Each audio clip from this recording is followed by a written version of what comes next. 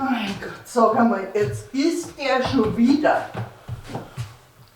Magst du nicht einmal ein bisschen rühren und ein paar Kalorien verbrauchen? Ich halte mich nur an die Regierungsvorgaben, gell? Welche Regierungsvorgaben, hä? Jetzt bin ich gespannt. Die Bundesregierung ruft dazu auf, möglichst wenig Energie zu verbrauchen und empfiehlt, eine gewisse Menge am Vorrat anzulegen. Ja, okay, da hast du das. Das mache ich ja gerade. Wenig Energieverbraucher und ein wenig einen kleinen Vorrat anlegen. Ja, da hat auch einmal die Regierung wieder recht gegeben. Wie es da gerade so passt. Also nein.